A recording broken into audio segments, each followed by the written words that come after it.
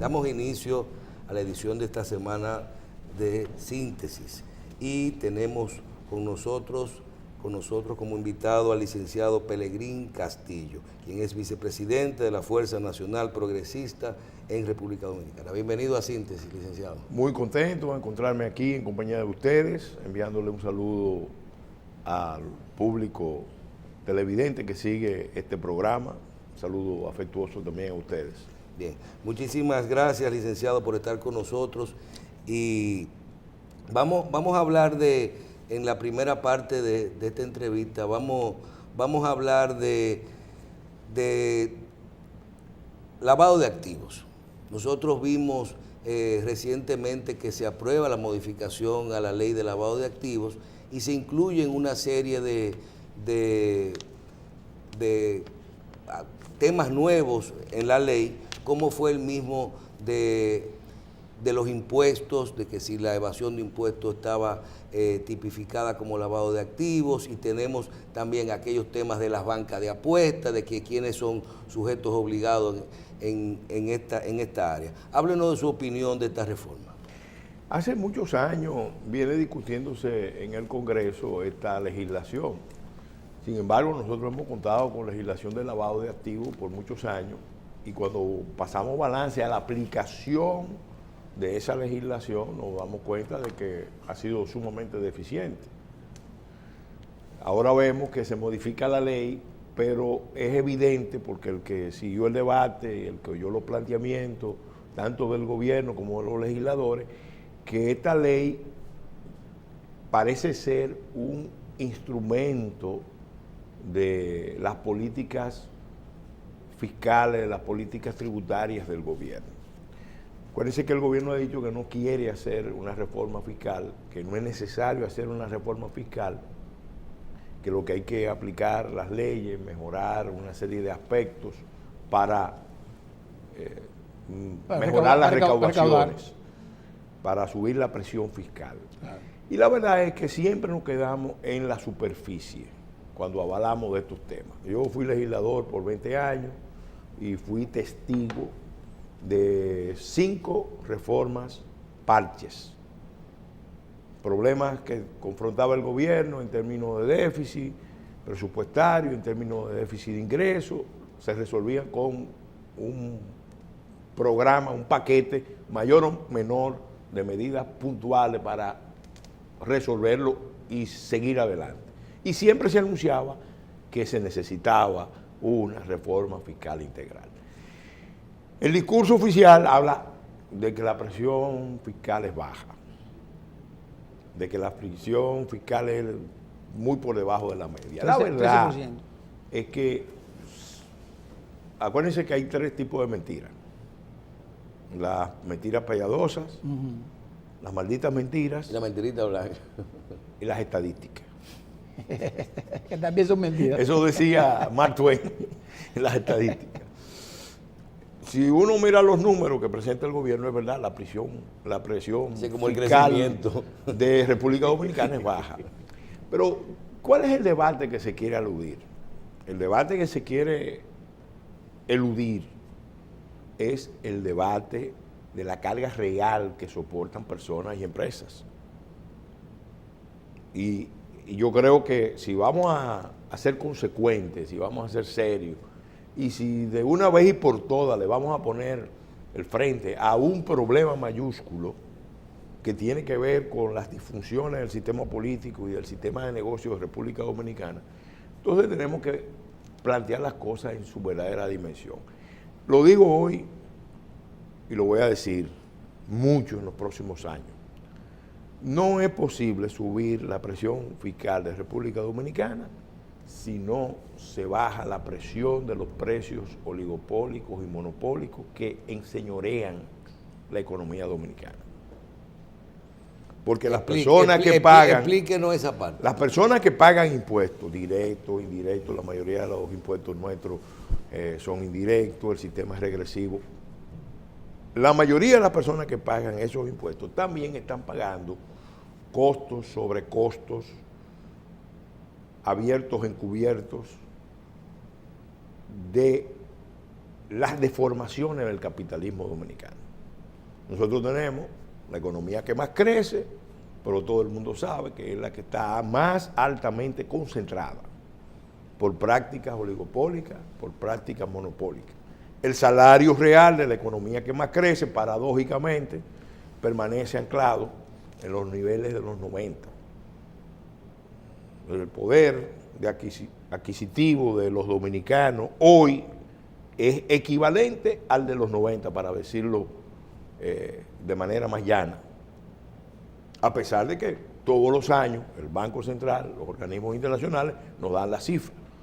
Entonces, eso se puede desglosar. Usted coge cualquier área de la economía y hay un peso mayor o menor de prácticas oligopólicas y monopólicas, que tienen costos, porque el monopolio, de por sí, hay monopolios naturales. En una economía pequeña es natural que haya una tendencia a constituirse monopolio o oligopolio, pero eso automáticamente, mientras más se cierra la economía, entonces, y más se debilita el Estado como regulador, y menos competencia hay, entonces todos esos costos y sobrecostos lo están pagando las personas y lo están pagando las empresas, la mayoría de las empresas, porque aquí hay cientos de miles de pequeñas y medianas empresas que pagan esos costos. Entonces, en la práctica, cuando vemos la carga real que soportan personas y empresas en República Dominicana es muy alta.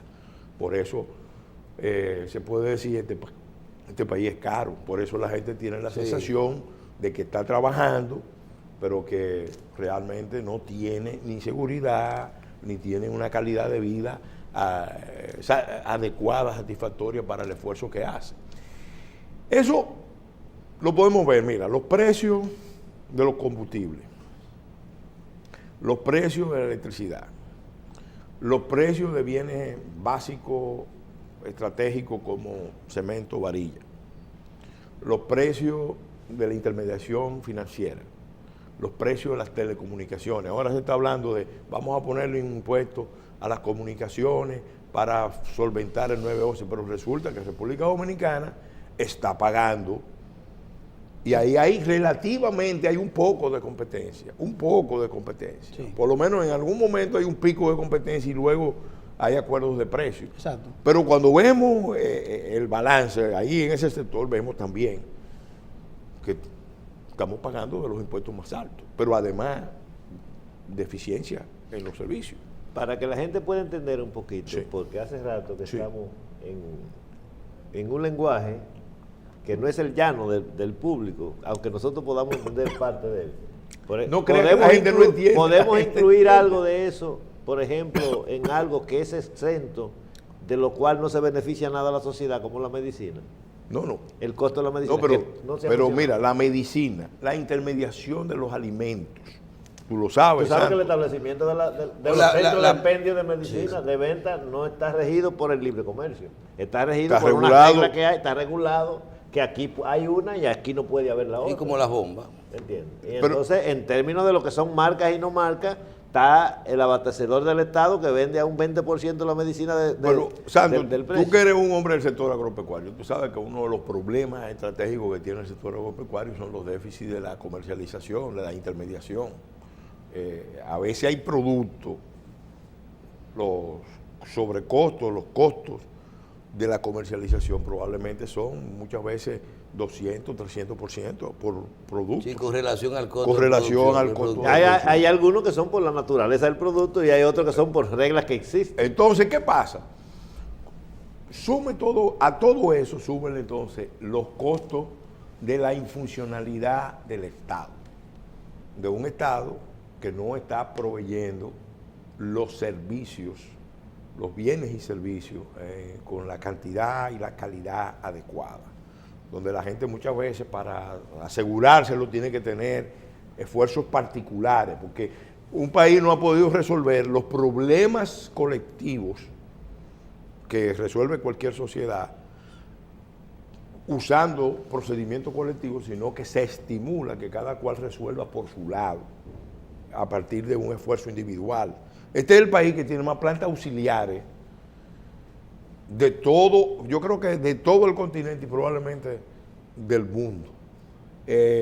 Dirán, bueno, un país en ese sentido es más seguro, pero la ineficiencia de eso, los costos de eso, son brutales. No, y uno compara, licenciado, cualquier compañero de uno de su misma, un abogado de cualquier país de América Latina, y tú le dices, ¿cuánto tú gastas en tu casa?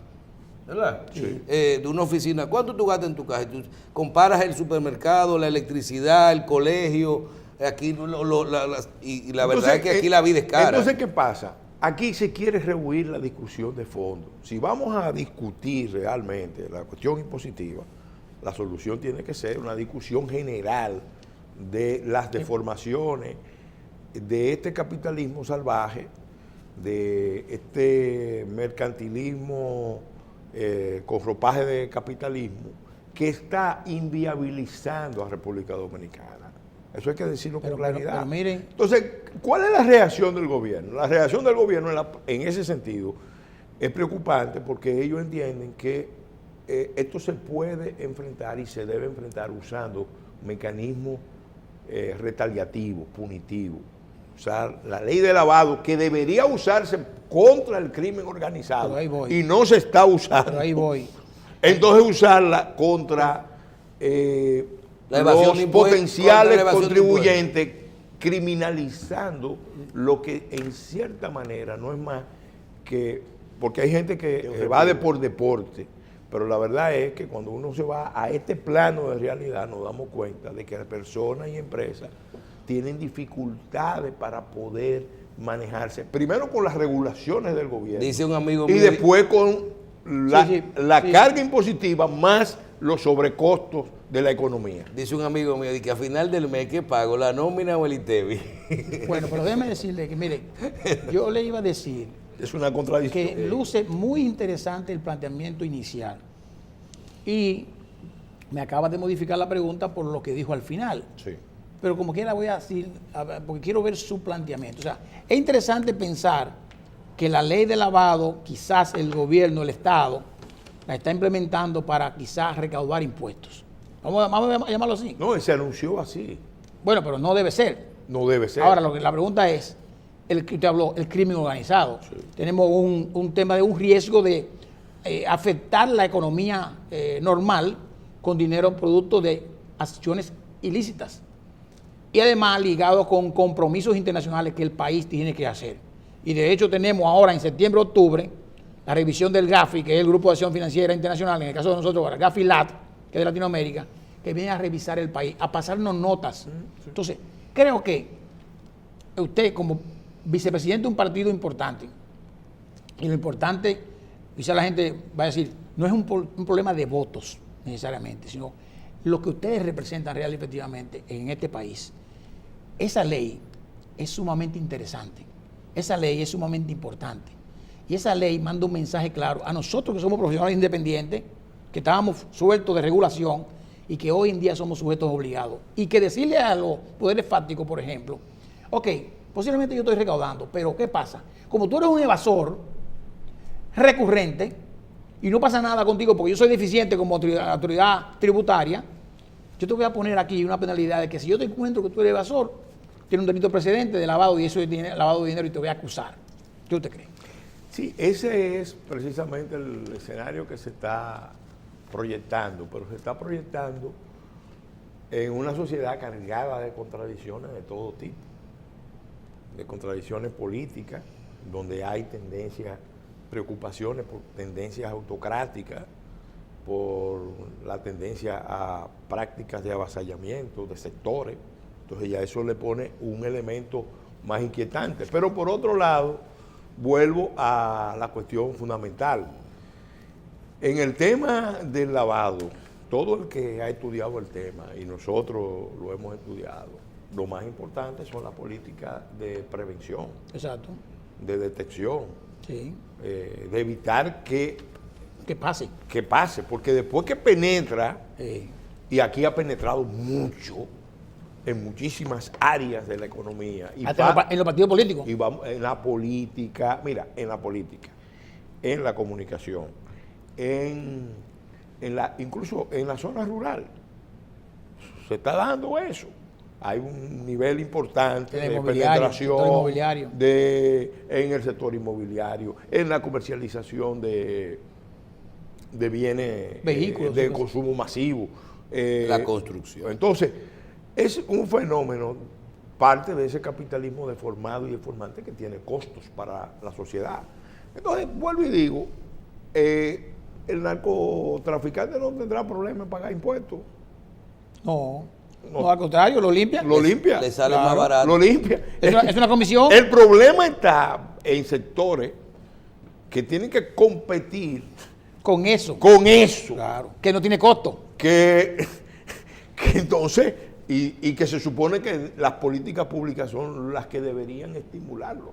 Claro. Las políticas públicas serían las políticas públicas de un Estado que quiere corregir esas deformaciones, tiene que estimular la productividad, la competitividad. ¿Por qué nosotros no estamos siendo exitosos en las exportaciones? ¿Por qué? Exceptuando las exportaciones mineras, República Dominicana acusa unas tendencias inquietantes con las exportaciones. Muy bajas siempre. ¿Por qué? Por todo eso. No podemos ser. Y tenemos productos que exportar. Y eso tiene que ver mucho, y esto es bueno decirlo, con el concepto de quién se integra. Oigan, los países exitosos son los países que se conectan con los procesos globales, con alianzas, la internacionalización de la economía, con sus propios proyectos nacionales. Cuando un Estado cuando una nación tiene un proyecto nacional fuerte e integrador, y eso se mide por su capacidad de integrar hacia adentro, es exitoso. Si va a la integración a la economía internacional sin integración hacia adentro, le pasa lo que nos está pasando a nosotros. ¿Qué están haciendo la mayoría de los sectores empresariales? Es una estrategia de atrincheramiento en la isla. Vamos a dominar el mercado de los 20 millones de consumidores. Es un espejismo, es una ilusión que está trayendo todos estos problemas que estamos viendo. Porque obviamente ese esquema no se puede promover, y lo alientan los organismos internacionales, lo alientan las potencias, es una trampa mortal. No se puede promover sin una laxitud de frontera y sin permitir la libre circulación creciente en la isla de facto, y después tratar de convalidarla con programas de regularización como el que se está tratando de implantar. De eso le quería preguntar, licenciado. En el último mes más que todo, uno desde afuera se siente y dice, el tema internacional con respecto a Haití, de verdad que hay un flujo mayor en la frontera. Se está hablando de regularización, que yo no sé si había vencido, lo que sea, pero de un momento a otro, hoy estamos hablando de regularización, de prórroga de regularización, de que si le podemos dar la prórroga, que no le podamos dar la prórroga, inclusive de que de los que se acogieron al plan y tenían que depositar documentos adicionales, ni un 10% cumplieron con esto. Usted ha tenido posiciones firmes en cuanto a qué se quiere, quiénes están detrás de esto, viendo el panorama de forma global, como dicen, el panorama completo. Inclusive usted dice que a nivel de la frontera hay intereses marcados en cuanto al tráfico de personas. Háblenos de todo esto. Mira, el rasgo que más describe este capitalismo salvaje que tenemos, deformante, deformado, que tiene que ver mucho con ese orden o desorden que tenemos en la clase política, y que tiene que ver mucho con esa economía que no produce riqueza, sino que concentra rentas, a partir de una visión monopolística o depredadora, porque incluso es concentrando renta hasta con la sobreexplotación humana y de los recursos naturales. Ese esquema, el rasgo más relevante es precisamente el de querer tener a la disposición millones de trabajadores de baja calificación en condiciones de ilegalidad. Y ese esquema es el que está generando este problema. Bueno, yo vengo criticando, lo he dicho, mañana el gobierno puede tomar, voy a poner algunos ejemplos puntuales, mañana el gobierno puede, respondiendo a las presiones de sectores de la vida nacional, puede tomar la decisión de expulsar 100.000 haitianos del territorio nacional y solamente estaría expulsando el menos del 10% de los que ya están en República Dominicana. Y 100.000 es mucho. Sí. 100.000 es mucho. ¿Cuánto usted cree que hay? Yo entiendo que nosotros tenemos que tener entre 1 millón, 1,5 millones. Wow. Con tendencia a crecer, porque el problema entre legales e ilegales. es que legales apenas hay 50.000. No, pero ya hablan de 200,000. No.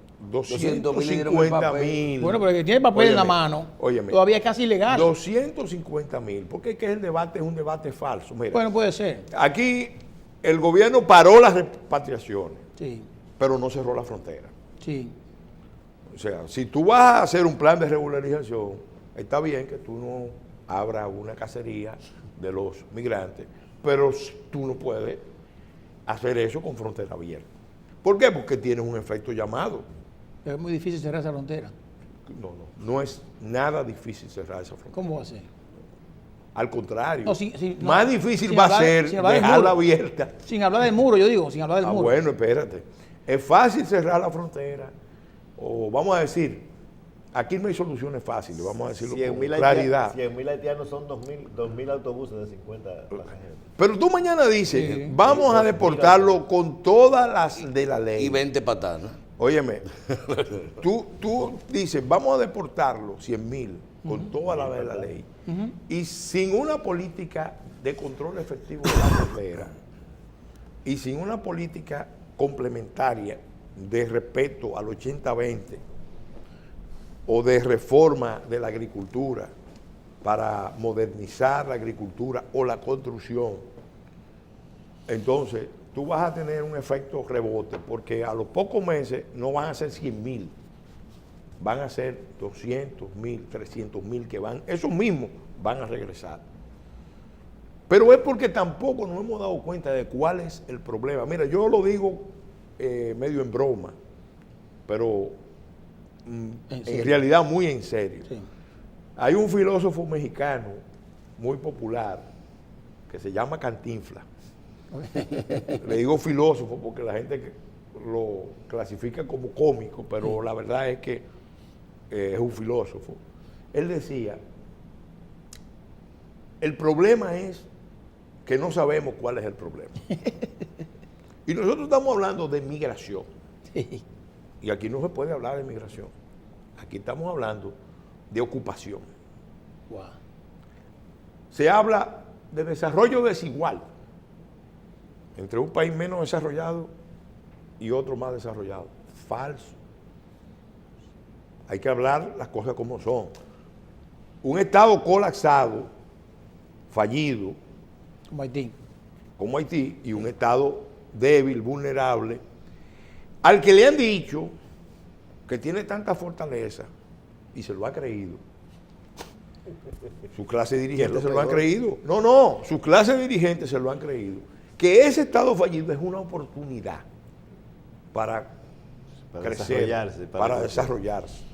Y que por tanto, donde han fracasado las clases dirigentes haitianas, donde han fracasado la comunidad internacional, nosotros podemos jugar el rol de Estado pivote, de Estado tutor, y se ha elaborado toda una ideología. Estado de proveedor, que vamos, proveedor. Óyeme, se ha elaborado toda una ideología de que nosotros vamos a ser hegemónicos en Haití, de que nosotros vamos a dominicanizar a los haitianos, de que nosotros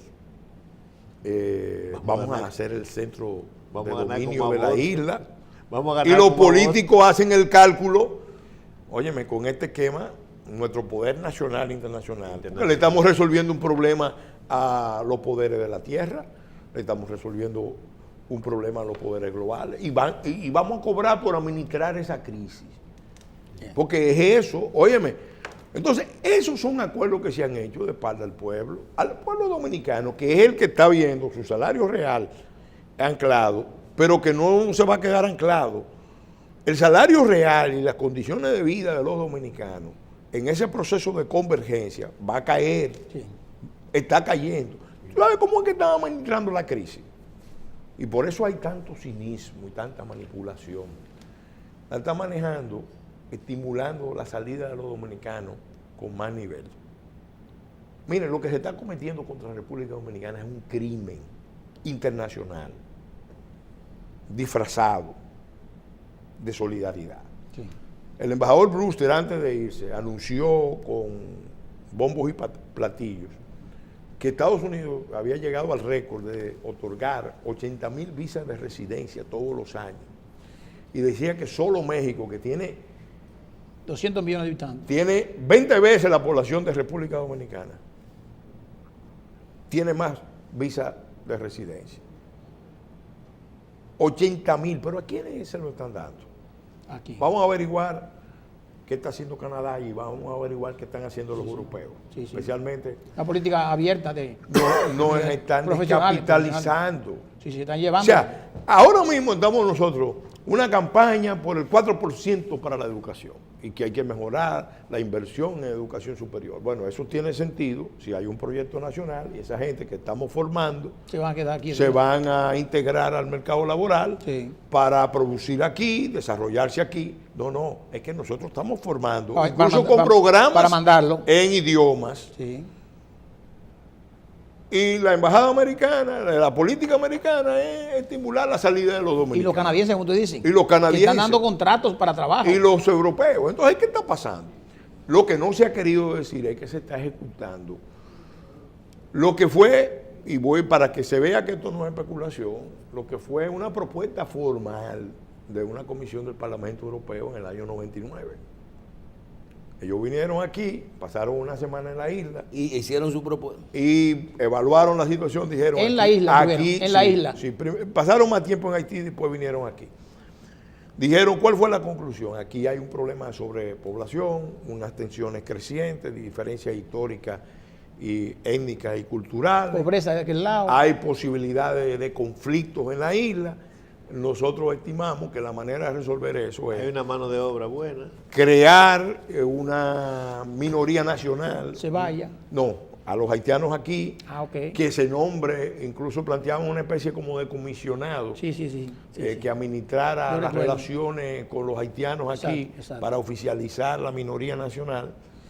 Y en cambio, a sabiendas de que hay esos problemas y esas tensiones, para evitar un mal mayor, entonces estimular la migración, pero no de los haitianos, de los dominicanos. Pasivamente.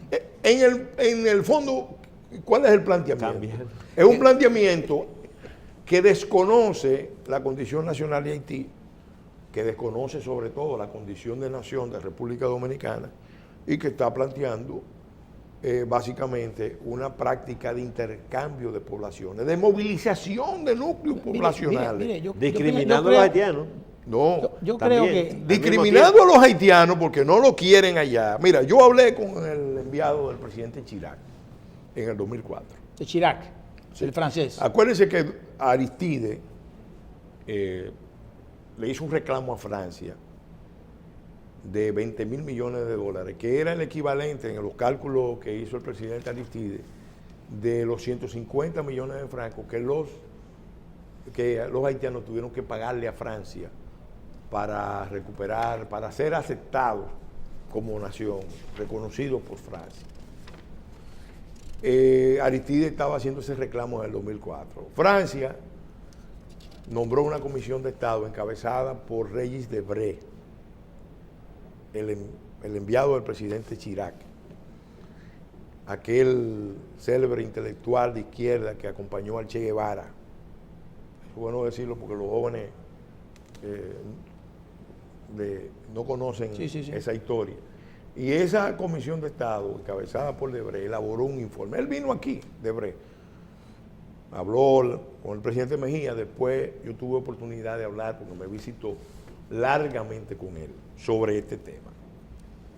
incluso me aproveché de que una de las citas que él tenía no se suspendió, entonces Hablaron más. hablamos más, casi 3 horas.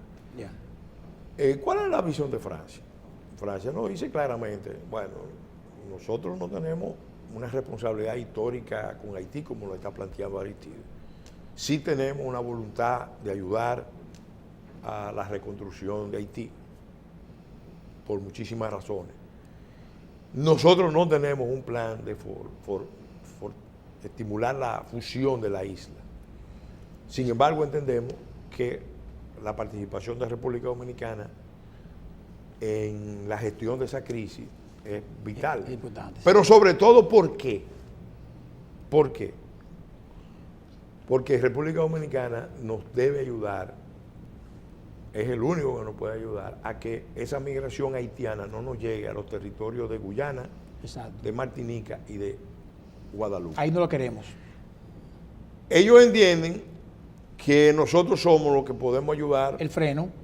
a frenar esa migración hacia sus territorios. En otras palabras, no me lo dijo así, pero lo que me estaba diciendo era que los territorios, el territorio dominicano podía ser una especie de zona de amortiguamiento de una crisis internacional. Es un Estado fallido. Exacto. Pero Hay gente mire, que ellos no quieren. pero mire. Pero esa misma actitud la tienen los norteamericanos, oficialmente, Sí. y la tienen los británicos, y la tiene todo Boca Raton, No, y Canadá. y que todo realmente el juega un mundo papel importante. entiende que Pero, es en República Dominicana. licenciado Castillo, mire, yo tengo que admitir que usted tiene mucha lógica en lo que está diciendo. Lógica clara. Y datos. Porque, déjeme decirle, y datos, pero vamos a hablar de datos, partiendo de una premisa suya. Yo creo que los Estados Unidos han flexibilizado grandemente la expansión, o sea, el otorgamiento de visa. Porque veo mucha gente que quizás no califica Eso es- mucho ese es el bulto. y en lo que era anteriormente, como era tan regular, era día a eso. día, sí. Sí, que gente, mira, me dieron 10 años de visa. ¿Cómo? Qué bien. Que ni ellos mismos se lo creían. No, pero claro que no. O sea, yo fui porque me dijeron, ve. Y eso está pasando. Bueno, no quiero atacar eso porque quizás eso va en contra de mucha gente. Pero vamos a partir de su premisa original, de que una de las 3 mentiras es las estadísticas. Las estadísticas no las tenemos realmente si hay 1,5 millones de haitianos, o 1 millón, o son medio millón, o lo que sea. Sí, realmente hay más haitianos en la calle que antes. Y vemos que uno dice que me ponen un video viejo de ahora, o lo que sea, que hay mucha gente entrando. Yo creo que siempre ha entrado gente y salido, porque los haitianos que están aquí, que son ilegales, se van, son tan bien porque se van hasta de vacaciones a su país. Ilegales. Vuelven, no tengo allá problema. vienen para volver Claro, a sin visa y sin nada. Ahora, yo creo que hay un dato que yo quiero aportar en esto. Y yo creo que eso no se ha manejado. ¿Cuántos real y efectivamente podemos decir que tienen papeles? Papeles, no que están legales. Y decía Michelle, Sí, 200,000 papeles haitianos. provisionales, El que tiene un papelito que le dio migración, un carneo o algo provisional, anda con papel. Esos señores que antes no tenían nada, no estaban en las calles. Estaban trancados. O estaban donde trabajan en la construcción, o estaban en su aguacate y cosas. Eso no salían, ¿eh? Metido en un edificio. Sin bélico. embargo, los que tienen esos papeles ahora andan en la calle muy orondos, o sea, porque tienen. Entonces, uno ve más haitianos en las calles. Esa es mi tesis, ¿eh? Porque esos que están ahí, que pongan de 200,000, 300,000. Hay de eso, hay mucho de eso. Pero entonces, eso es un dato importante que tenemos que manejar. O sea, ¿qué te crees de eso? Mira, esa es una perspectiva interesante. El fenómeno es más visible. Pero a mí no me preocupa tanto eso que se está viendo, sino lo que no se está viendo. Ok. Porque son 250,000, pero asumamos que hay 1 millón. Y las cifras del propio gobierno, porque el presidente cuando habló en La Habana habló de 1 millón. El presidente, sí. Y cuando Ban Ki-moon va y le dice que quiere que le den nacionalidad a los haitianos, está hablando de 1 millón. 1 millón. Bueno, entonces hay 750,000 Que no están.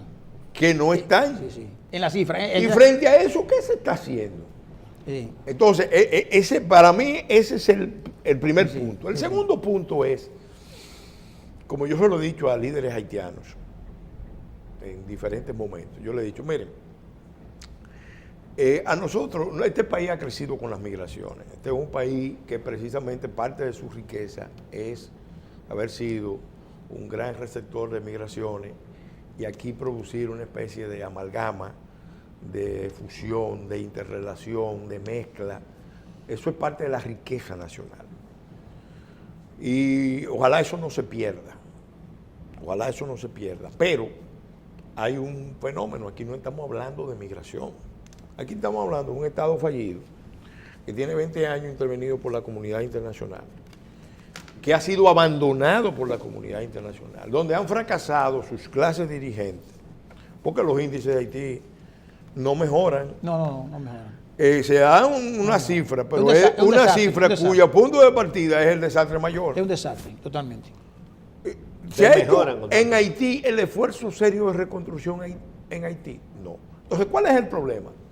Que los dominicanos, aún regularizando, no tenemos ninguna garantía de que todos estos programas de regularización no provoquen un efecto llamada mayor. Sobre todo porque la frontera está abierta. Sí. Hay una pregunta. Entonces, si tú tuvieras la seguridad, bueno, la perspectiva en los próximos 20 años es que la comunidad internacional, a diferencia de lo que ha pasado en los 20 años anteriores, en serio va a tomar el tema de la reconstrucción de Haití. Y no es verdad que la reconstrucción de Haití no se puede hacer y se debe hacerse. Yo siempre he dicho, nosotros, Fuerza Nacional Progresista, Pelegrín Castillo, somos los mejores aliados de Haití y su futuro en Haití. En Haití. Somos los peores enemigos de una solución dominicana al problema haitiano. De acuerdo. Claro. Una pregunta que yo no me perdonaría no hacérsela. Pero por la experiencia déjame que tú completar el juicio. Si nosotros viéramos que esa comunidad internacional asume eso, y eso se va traduciendo realmente en esfuerzos de inversión, de infraestructura, de generación de empleo en Haití, allá. Entonces, para nosotros las políticas migratorias, las políticas de inserción fueran realmente más razonables, porque ya hay un esquema de corresponsabilidad. Los haitianos realmente han cogido en serio la reconstrucción de su país. Han dejado de mirar a la República Dominicana como la tierra a reconquistar. La tierra prometida. Claro. La comunidad internacional va a coger en serio también la reconstrucción, el levantamiento de Haití. Entonces, bueno, en ese esquema podemos cooperar y trabajar, pero eso no es lo que hay. Lo que hay es que a los grupos dirigentes de aquí, a los grandes grupos empresarios, le dijeron, alíense con los grupos haitianos y unifiquen el mercado. Y ustedes van a hacerlo fuerte. Y ustedes van a poner los gobiernos allá. Como decía un campesino, óyeme, rico aquí, rico allá. Sí, no, y van a dominar no un mercado de 10 millones, sino un mercado de 20 millones. Lo que no dicen es que dentro de esos 20 millones hay 8 millones de indigentes en Haití y agrégale 2 o 3 en República Dominicana. Pero entonces tú te estás, o sea, eso puede ser negocio para los ricos, para la oligarquía, para los sectores que están conectados con los capitales internacionales y los esquemas de poder internacionales, pero ni resuelve el problema de fondo de Haití, que es una nación, no tiene Estado, pero es una nación emblemática y muy problemática. Y al contrario, la República Dominicana, que ha logrado mucho desde que logró su independencia en términos de construcción nacional, la expone a sufrir un gran colapso. ¿Por qué? Porque, óigame, no hay manera de que un Estado vulnerable, débil, dependiente, se haga cargo de los problemas de un Estado fallido sin que se convierta en otro Estado fallido. Sí. Eso a los Clinton les resuelve un problema ahora en lo inmediato. Y a los Kennedy, y a los Obama. Pero a la República Dominicana lo mete en una trampa mortal. Un problema. Pelegrín, la posición de la fuerza con respecto a eso es posible que sea la posición más clara y la mejor, porque ustedes, si se quiere, se puede decir que como organización política han hecho especialidad en el tema y lo conocen. El problema de Haití es un problema más grande de ahí, sí. Es decir, donde tiene que participar más más fuerza política, pero hay algo del día a día, del sentido común, que yo te quiero preguntar a ti con toda la experiencia que tú acumulas y que ustedes acumulan en eso.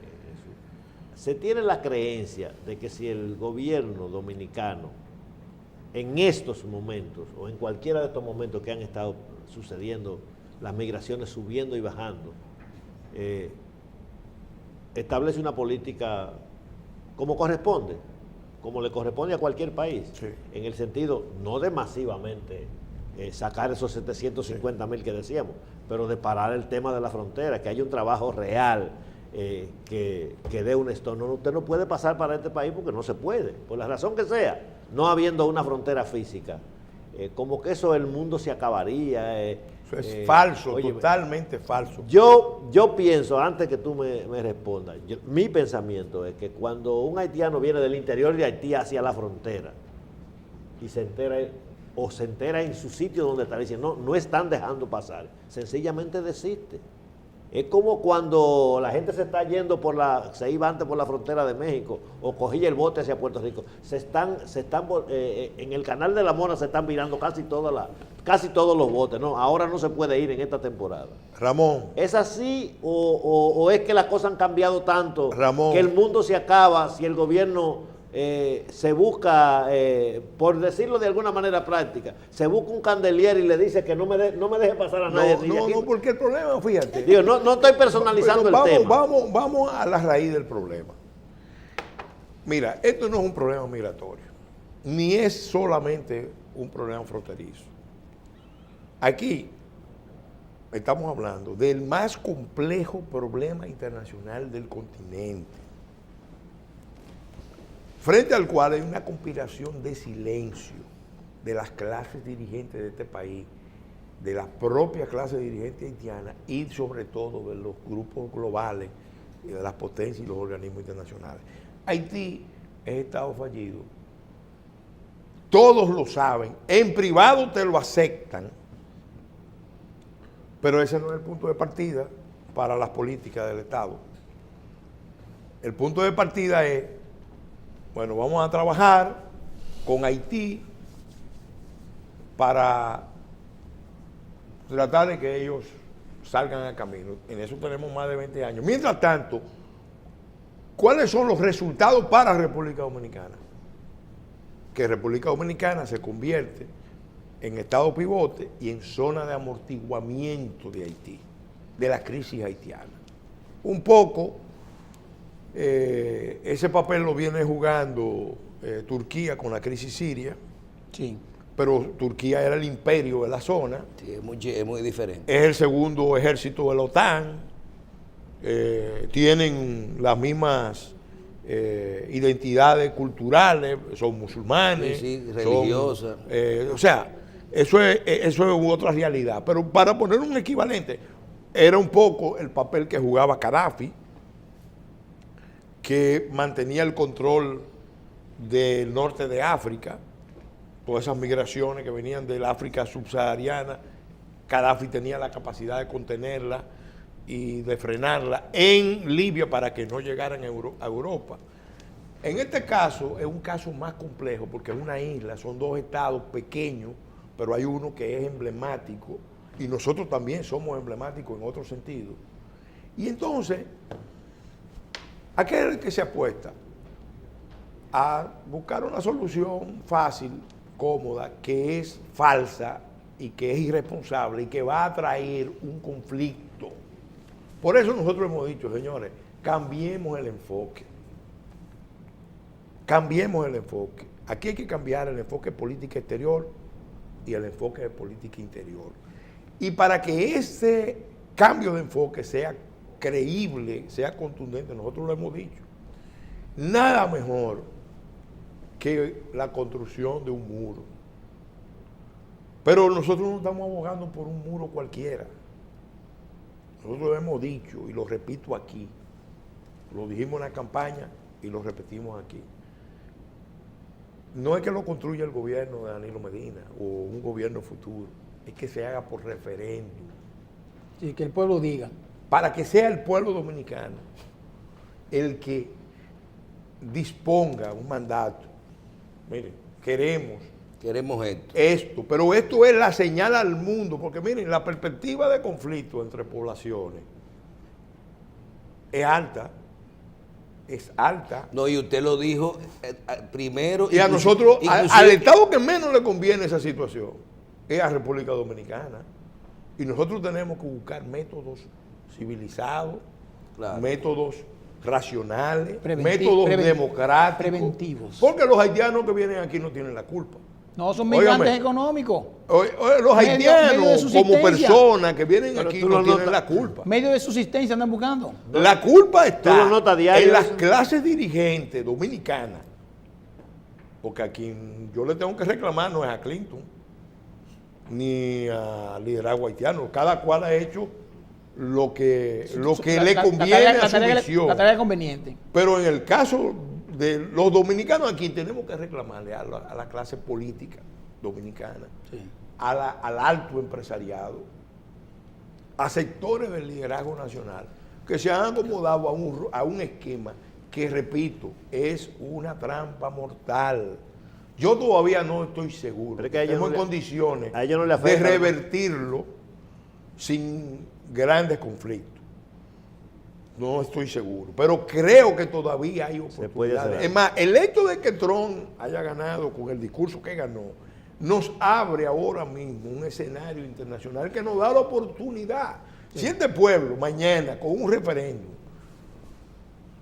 dice, bueno, nosotros queremos un muro, pero un muro como señal al mundo. No es que no queremos la reconstrucción de Haití. Ningún pueblo ha sido más solidario No, que el dominicano. eso como no el está en haitiano. no está en discusión. Claro. Eso. Ahora, No está en discusión. no entiendan que porque somos solidarios nos vamos a hacer cargo de sus No. problemas. Miren, yo lo voy a resumir porque yo sé que el tiempo apremia. Sí. Que se terminó. Con la teoría del vecindario, para que lo entienda la gente sencilla. En un vecindario viven gente rica, muy rica, gente de clase media y gente muy pobre. En la casa de una familia pobre del vecindario hay problemas. Los papás pelean mucho y llega un punto en que incendian la casa.